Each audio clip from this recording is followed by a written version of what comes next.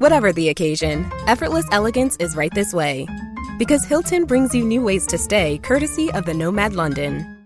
And it doesn't stop at award-winning dining in a space draped in velvet and illuminated by vintage chandeliers.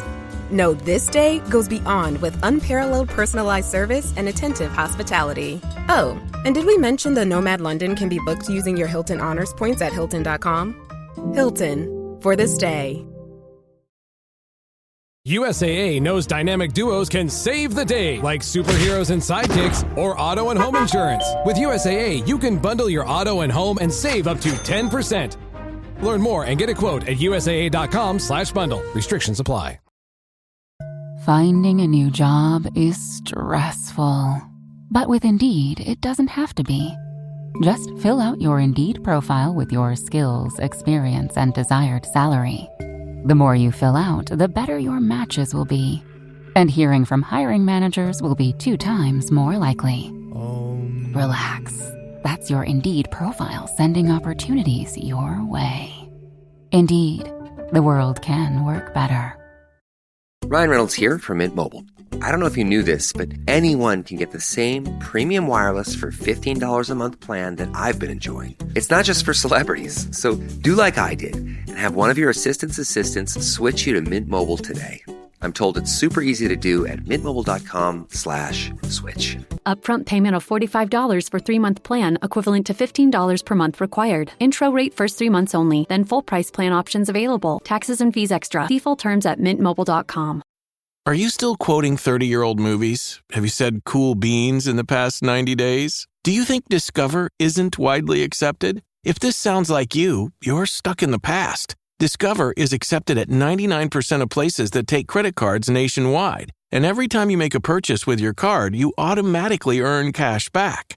Welcome to the now. It pays to Discover. Learn more at discover.com/credit card, based on the February 2024 Nielsen report.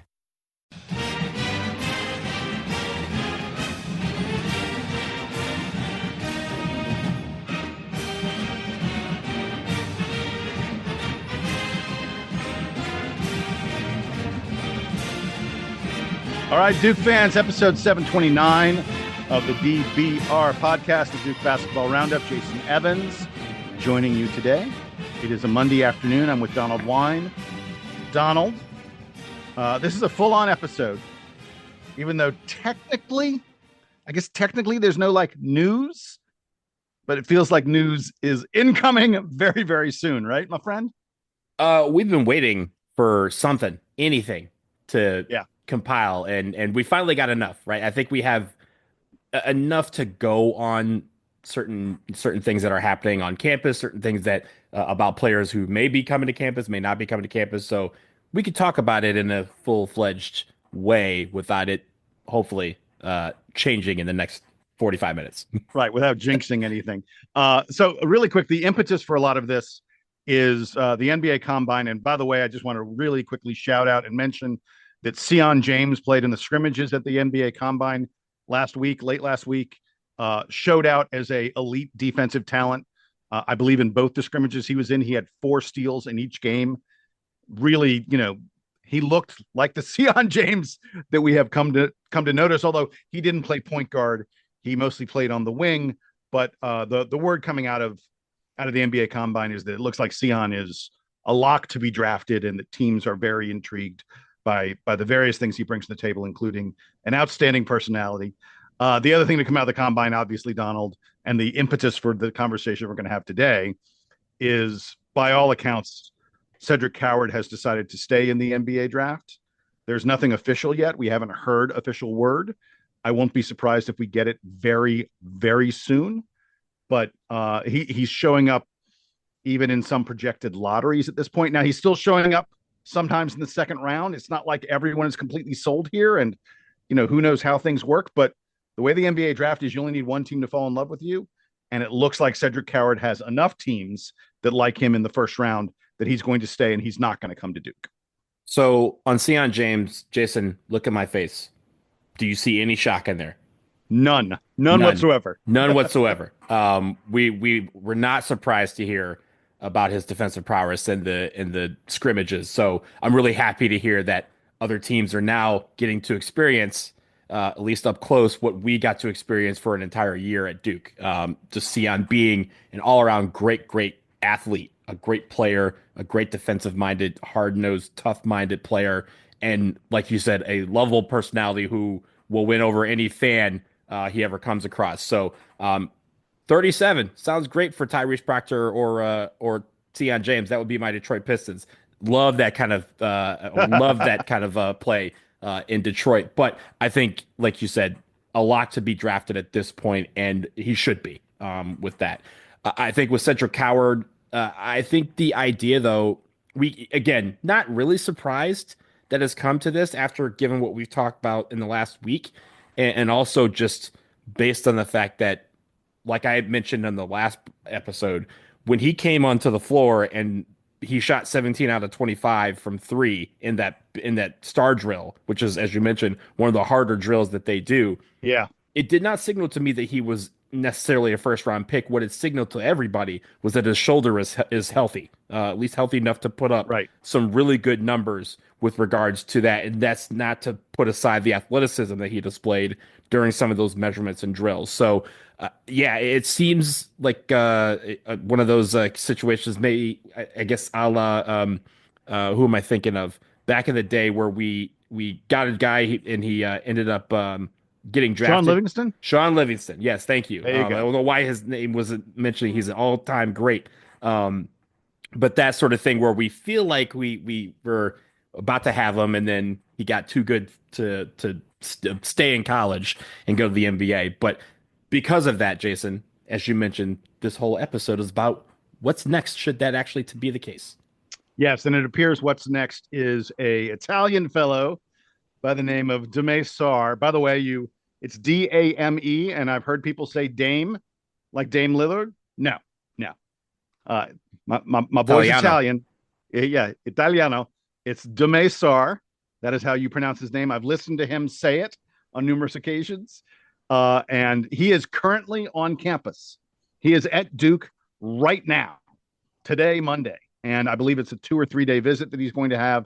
There is just a lot of talk that at the end of that visit, or very, very shortly thereafter, we will hear word that Dame Sarr has committed to Duke and will be the next Blue Devil. And in theory, will take the position that Cedric Coward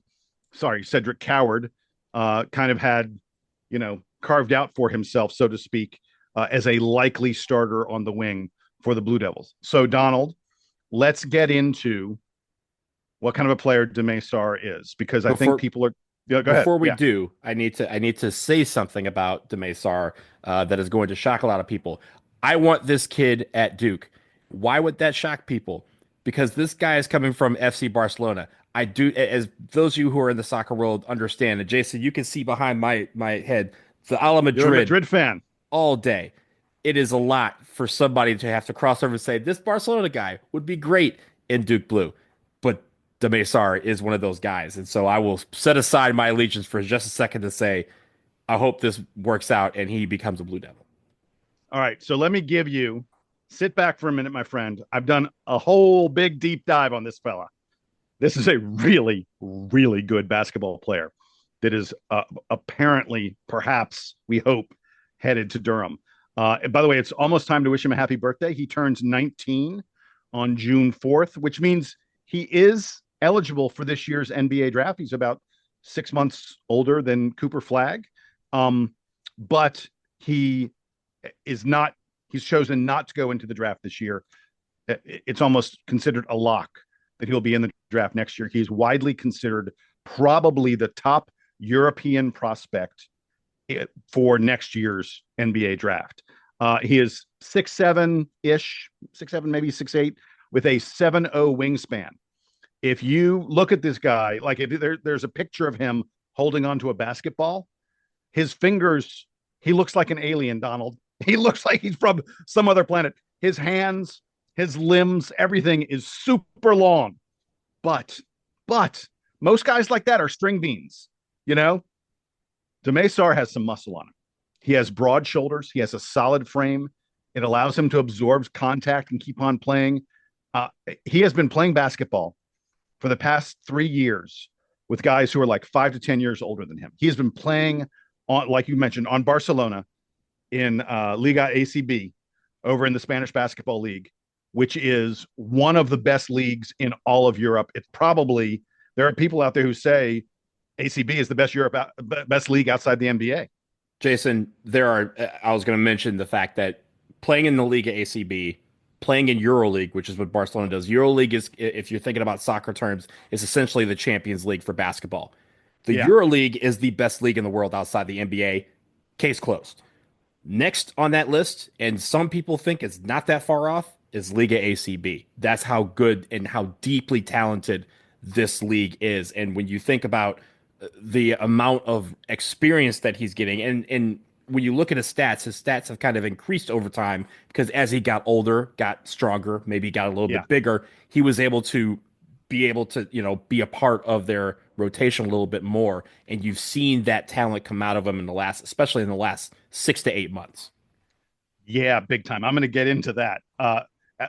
So he was not playing a lot. His playing time was super inconsistent for Barcelona. He was getting lots of, the dreaded DNP CD, did not play, coach's decision.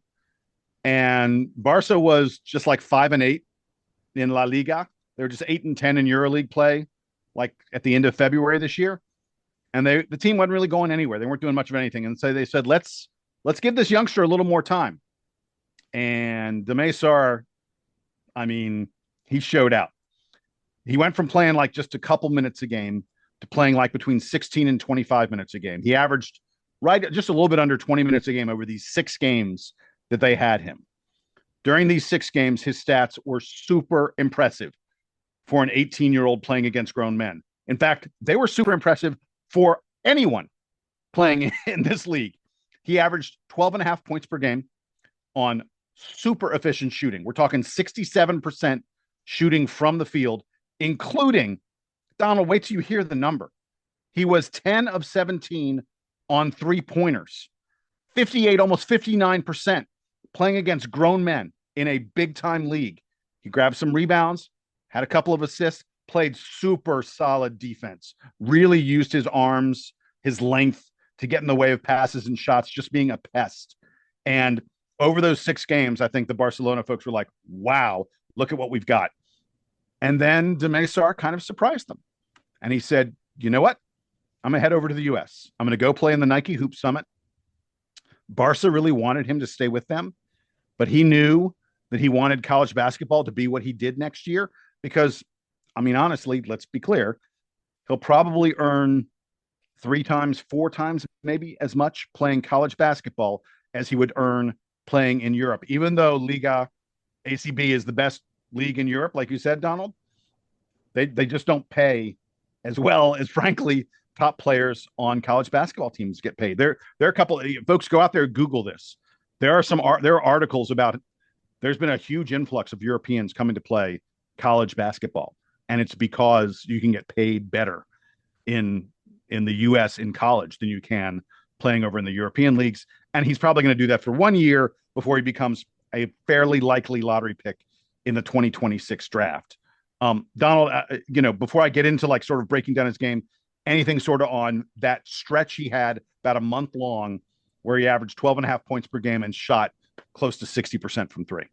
Yeah, I think the one thing about him is that there's still a little bit of rawness to his game. I'm not saying that it's like a when Kamamawach last year, where a lot of people thought it would take a long time for him to really assimilate into the offensive end of the floor.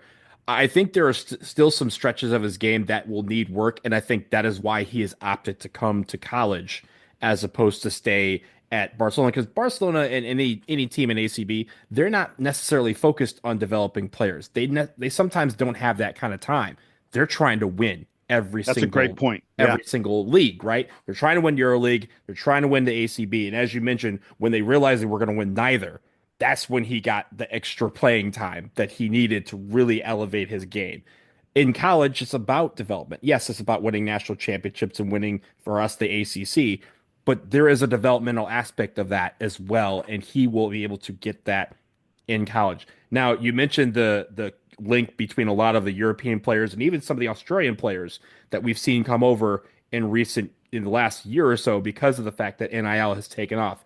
One thing to keep in mind, Jason, 3 years ago, Demesar could not have been eligible for college because he got money playing for Right. FC Barcelona. Now he is eligible to come over, and I think that's where a lot of these guys are saying, hey, now I have literally an entire world to think about. I can stay here, develop my game. I could go to another team within the league or maybe within Europe. I could go to the NBL in Australia where we've seen guys play, or I could come to the United States and play in college. And in a lot of those cases, as you mentioned, they're getting decent money, but NIL money, especially if you are a featured player, can be a lot more. And I think a lot of those aspects, but also again, that developmental part is really what makes this a good move for him personally. He could do the raw talent and maybe get drafted at the back end of the draft, and someone on an NBA team will say, we're going to stash you in the G League or we're going to stash you in Europe, and you continue playing, and maybe in a couple years you'll come over. Now it's more of an accelerated program for him because he comes over to college. He probably has 1 year where he is a featured athlete, no matter where he ends up. And of course, we hope it's in Durham. And then he could go to the NBA, as you mentioned, probably as a first round pick, maybe as one of the top international prospects out there, and will be in a better position to be ready to play in the NBA on night one. Yeah, that's a great point. All right, so let's talk a little bit about what kind of player he will be for Duke, should he choose to come to Duke, or for whatever team he happens to play for. His offense, look, he really understands how to exploit angles. I've watched a lot of tape on this guy. He has good handle. I wouldn't say great ball handling skills, but he has decent ball handling skills. But his ability to see angles and exploit them is really important for a guy like him who is so long. He's not someone who's going to drive into the lane and finish through a lot of contact. I said he's got a solid frame, but that's just not his game. He's more likely to get a tiny advantage on his defender, and then use that advantage to score, often at unusual angles. This is a guy who goes up and takes, uses the backboard a lot, takes a lot of those kind of shots. He is so fast and twitchy. I again and again, when you read about this guy, they go twitch, twitch, twitch. He's so quick and twitchy that it is just super tough to stop him from attacking off like a catch and drive.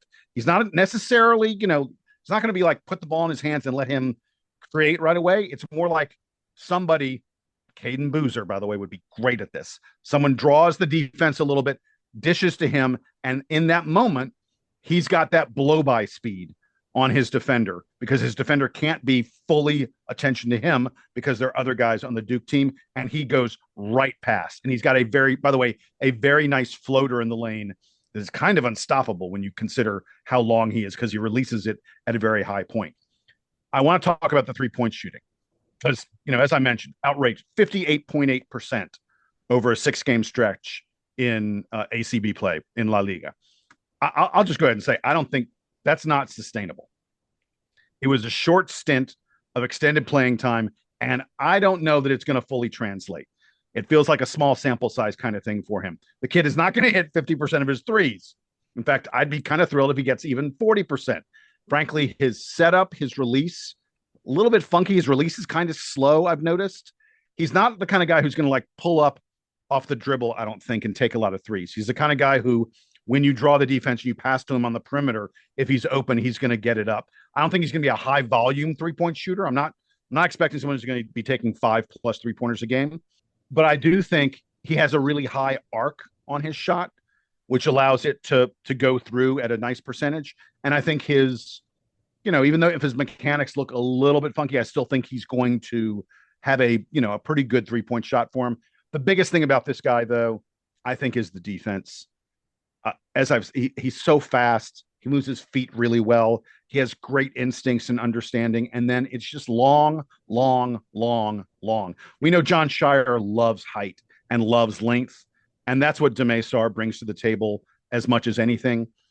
He has spent, as we've mentioned repeatedly, but it has to come out. It has to be mentioned again.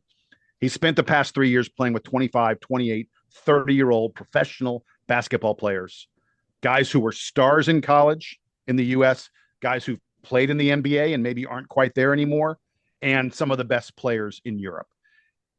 let's just be very clear about something. If Barcelona came over to play exhibition games and played the best college teams, they'd be a favorite in those games. He has played better competition than he's going to face, frankly, in most of the games that Duke plays next year. And this is a guy who showed he absolutely belongs playing with those men in the EuroLeague. For him to now be playing college ball at Duke. Now, they're going to be more talented players because the top players he's going to play against are lottery picks and the players he's going to play with are lottery picks. And that's not what, La Liga is full of.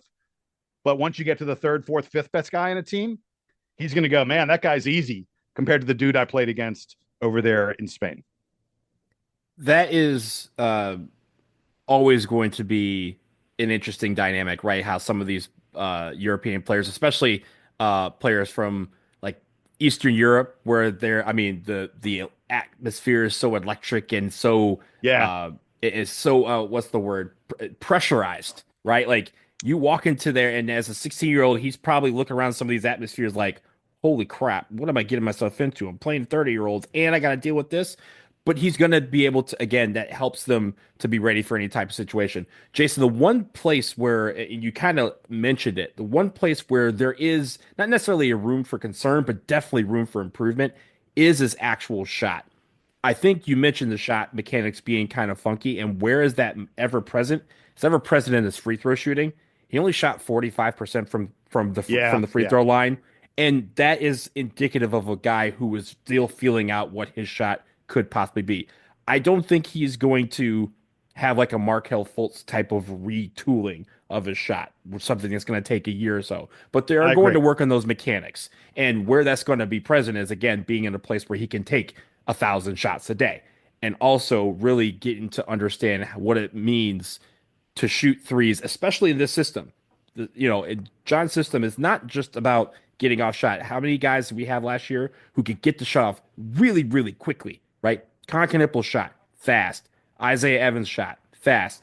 Even with Sean James, he didn't have a super quick release of a shot, but it got quicker over the course of the year because he understood that's what was needed to be a part of the system and get those threes off when guys are coming in your face. So the idea, though, is that getting to retool his shot and kind of make it where the mechanics feel a little more fluid, that will help the free throw shooting. That will also help, him in his percentages from 2 and from 3. So I'm looking forward to seeing what they do with that if he does come to Durham, because that will be an integral focus of him becoming a big part of the offensive end of this team, which is exactly what Cedric Howard was going to be, right? We talked about his offensive skills and his defensive skills. So if you're going to replace him, whether it's in partial or in full, you want to wonder what that mechanic reformation will look like this summer. And I think that'll be a big part of his of getting rid of the rawness of his game. All right. That's about all we got on Deme Sarr. And again, he is on campus at Duke as we speak. And boy, everybody, this is John Shire's backup plan to Cedric Howard. Man, it is a hell of a backup plan. But wait, I'm really excited about this guy. Maybe. Yeah, right. There may be more. Exactly.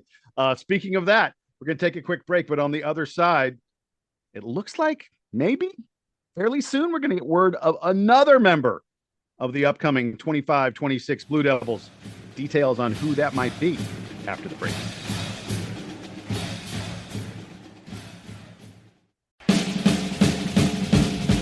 Make this your best season yet with nutritious 2-minute meals from Factor.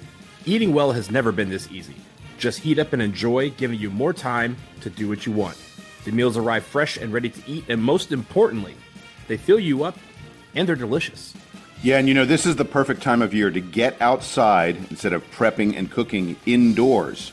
Factor powers your day with satisfying breakfasts, on-the-go lunches, premium dinners, and guilt-free snacks and desserts.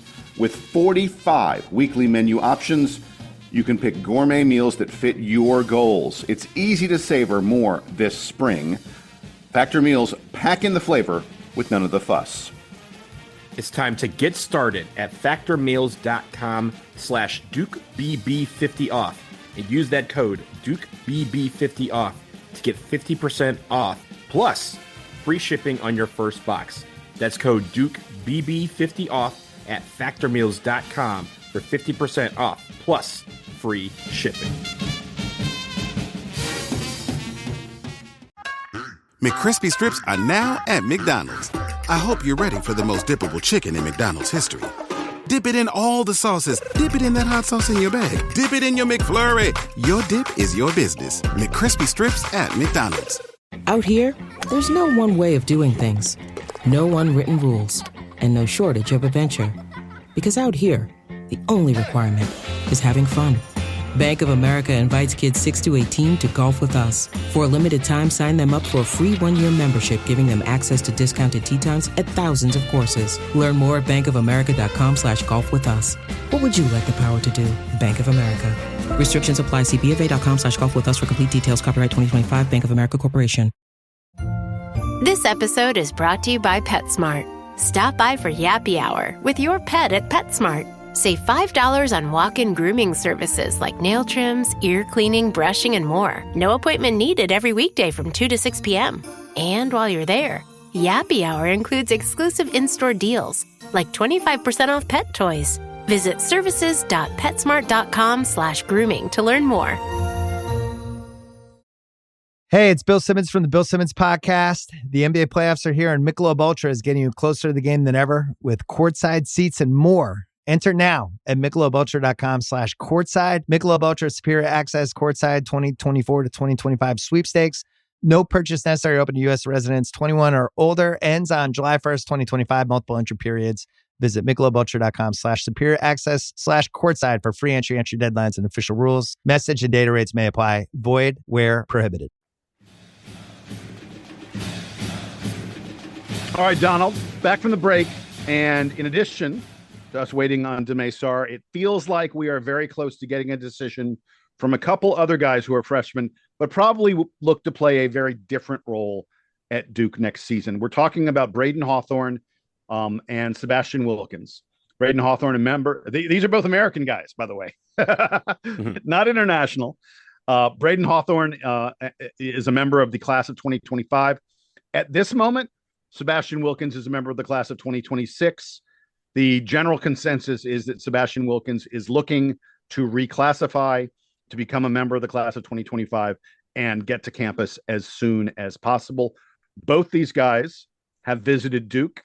Braydon Hawthorn, we are recording this, Donald, at just before 4:00 on Monday afternoon. And we are just a little more than 24 hours, I guess 27 hours away from Braydon Hawthorn announcing his decision. He has informed 247, the recruiting website, that he will be announcing where he is going to go to school on their website at 7 p.m. Eastern time on Tuesday. Duke is certainly one of the teams in the mix.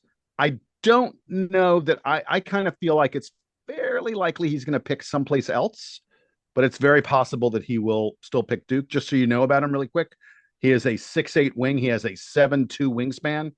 He's one of these guys that, you watch highlights of him and he stands out because of his length. You can always see where he is on the floor because he looks like he's an alien with super long limbs. It is Braydon Hawthorn is just like, he's nothing but long, man. He needs to add some strength. He needs to add some bulk. He's not the most explosive athlete. He's got good skills. He can create for himself a little bit off the dribble. He's a decent shooter, not a great shooter, but a decent shooter. But he's really great at using his length to get off stuff in the lane. He's been a late rising recruit. This is a guy who was barely not even a top 300 recruit back in December, but he has really, really climbed up the ranks over the course of this senior year. And now he's considered like a top 30, top 40-ish kind of recruit. Duke and Kentucky are both after him. He had originally committed to West Virginia, but then their coach left and went to Indiana, and Braydon Hawthorn dropped the Mountaineers and reopened his recruitment. Let's be clear. If he does pick Duke, it is to be a deep rotation piece. I've heard people say that, he would play the Darren Harris kind of role next year. And I'm not sure that Braydon Hawthorn wants to wait, on a role like that. This guy's not a 5-star recruit. He's a 4-star recruit. Yes, he has risen fast in the rankings. You can see why Duke would be interested in him, but it's kind of hard to, as you look at the Duke roster, you're like, he's pretty much a power forward. What is he? Is he battling Nick Hamenia for minutes? He's probably not. He's not a better player than Nick Hamenia.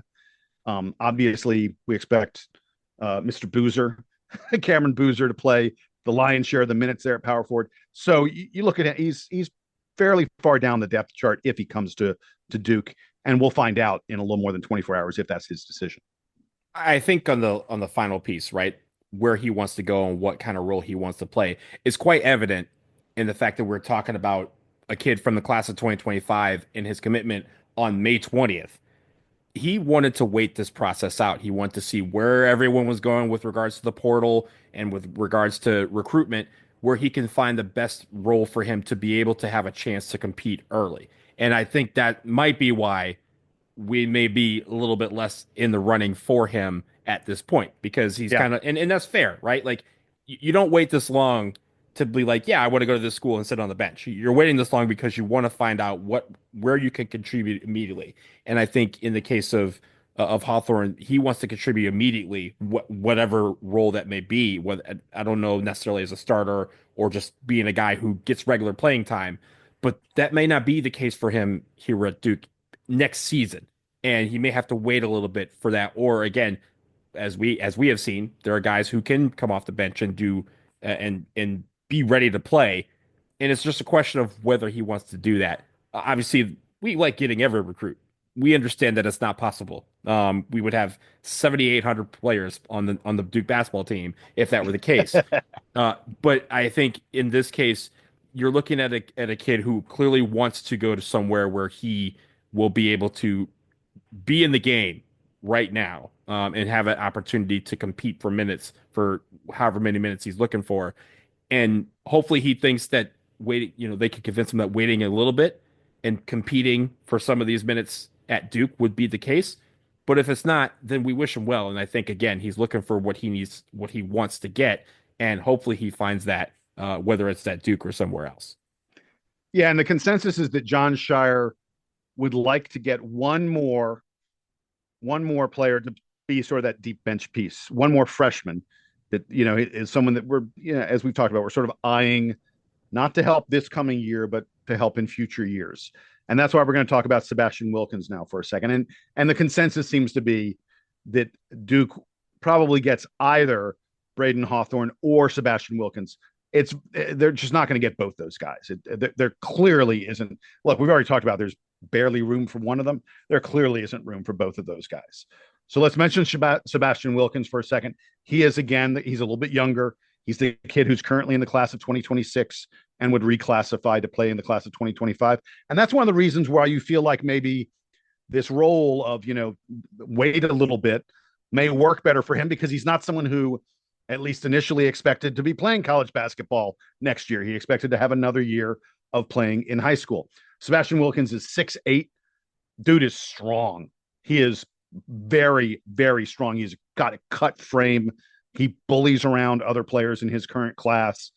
Very, very solid defender. He's someone who came into this spring, I should say, as a reputation as one of the better defenders in his class. He's become way more versatile. He can now impact the game in a lot of different ways. Look, his offensive game, not there yet. He's been developing more and more perimeter game. I've seen some tape of him taking 3-pointers off the dribble with some degree of success, which is kind of surprising for a guy like this who profiles mostly as a power forward. But he is another guy who's been shooting up the rankings lately. He was like top 50 recruit last year. He's now like considered a top 20 recruit in the class of 2026. Texas A&M, Maryland, these are the schools that are also really, really involved with this guy. And there seems to be some thought that it's possible he's getting very, very close to making a decision. And I think John Shire would rather have Sebastian Wilkins than Braydon Hawthorn. Look, whoever picks Duke, whichever guy Shire wants, I'm certainly not, he knows way better than I do, but I kind of just get the impression that Sebastian Wilkins may have a higher ceiling. And I think he could be it'd be really interesting to get a guy like that on campus, barely 18, and give him a year of really learning and growing at Duke, before probably playing a very significant role on the team in 26-27. See, that is the part that fascinates me. The fact that the Sebastian Wilkins would be a reclassify because, and we've talked about this on offline, the fact that Duke goes after guys to reclassify, they don't do it that often and they do it for specific reasons. And they go after guys that they want to be ready to compete immediately, right? Like Tyrese Proctor, Cooper Flagg, Marvin Bagley III, guys who it's a murderer's row. Yeah. they came in here and they were ready to play immediately and they were handed the ball immediately. And that's not necessarily going to be the case with Sebastian Wilkins. And that's what fascinates me is where does he fit in this role? Are we kind of underselling the role that he may play because of the fact that, hey, we don't have the COVID year anymore. So you're either bringing him in to redshirt him or play him a little bit, or could it be that they're saying, hey, we may have this role that you could compete to earn some, not necessarily huge minutes, but at least significant minutes to make it be worth it for him to reclassify as opposed to maybe continue to play his senior year in high school and then come to Duke. That's the part that I'm not fully grasping yet. But again, I leave it in the hands of John Shire to kind of figure that out and understand what he's kind of hoping out of Wilkins. But he's a dynamite player. The stuff that I've seen on him, you could see him in a Duke uniform and be very, very happy. But it's a question of whether that talent comes along to a point where, again, you're taking advantage of bringing in a guy a year early and a year younger, where he could, again, grow older. He's probably still growing as far as height and width. And he'll be able to get stronger, obviously, in college. But I think that's the catch here is we usually go after those guys who, we're going to reclassify you and you're coming in and you're getting in the starting lineup immediately and you're going to be a focal point of this offense, or at least one of them. This may not be the case in this particular instance. So I feel like people need to kind of, once again, recalibrate their thought process with regards to reclassification, because this kid, if he does come, may be coming, as you mentioned, to play that Darren Harris role, which, again, Darren Harris got on the floor, but it wasn't always in significant minutes. And so that's where I'm thinking with Sebastian Wilkins, and that's what's kind of confusing me about this recruitment in a positive way, because we may be saying, yes, he's coming in to play a Darren Harris role, but Duke may be thinking something else, which is why they're going after him so hard. Well, look, it is worth noting. Yes, you mentioned the Marvin Bagleys, the Tyrese Proctors, the Cooper Flaggs that reclassified. Duke's gotten all the other. Alex Murphy was a reclass. Andre Dawkins was a reclass. And Duke brought those guys in for not nearly the same. Look, Alex Murphy, unfortunately, reclassed, really struggled at Duke and then ended up transferring. And we never really got a shot at, we never really got much of Alex Murphy. He ended up going to Florida and, his career didn't go as was Joey Baker reclassified too? Because I think. Oh, wow. That's you may be right about that. I don't remember. I remember that's going back a little bit, but Duke, in addition to taking the stars, Duke sometimes takes guys who are a little bit younger. It's worth noting, if you're Sebastian Wilkins and you come visit Durham, you're visiting one of the best basketball training facilities in the world. They're NBA teams. Believe me, there are NBA teams that look at the facility that Duke has built and they're like, damn, that is some good looking stuff. You're also visiting with one of the greatest developmental staffs that's, anywhere to be found. Duke's going to have 3 lottery picks this coming year.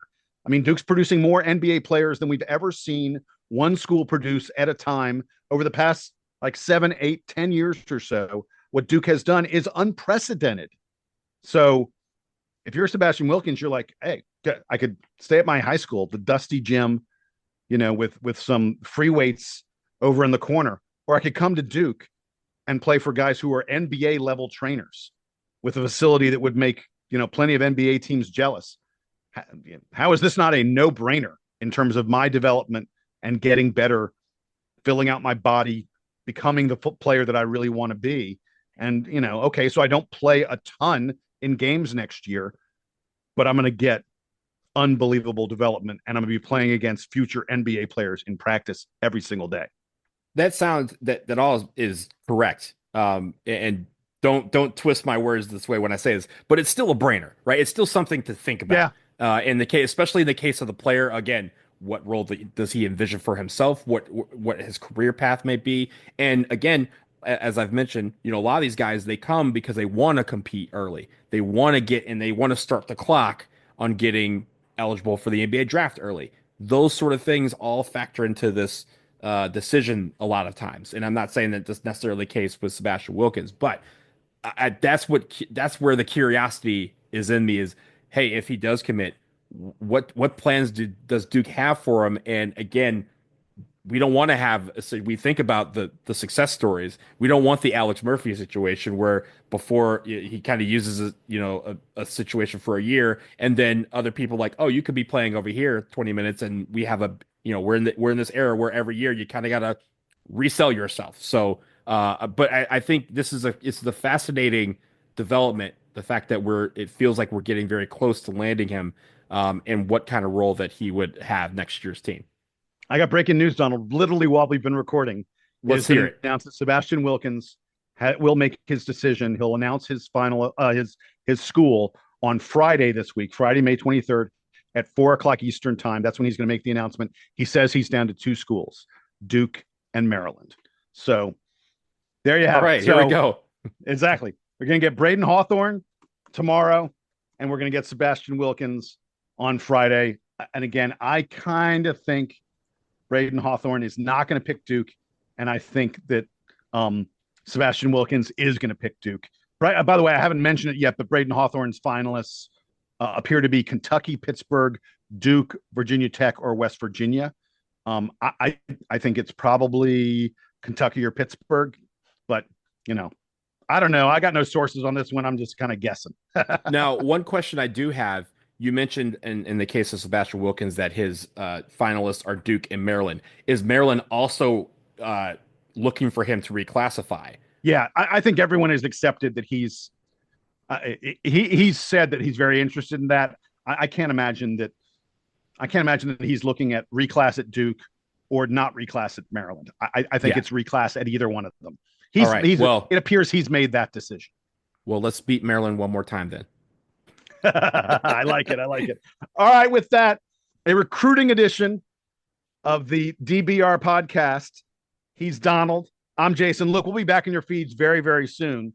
If Braydon Hawthorn commits, we'll be back in your feeds tomorrow. And we'll be back in your feeds as soon as we have more info on what Dame Sarr is doing, because that's probably the biggest piece of info for the upcoming Duke team. And as soon as we hear for sure what Cedric Howard has decided. But again, it looks like he's decided to stay in the NBA draft. We wish him all the best.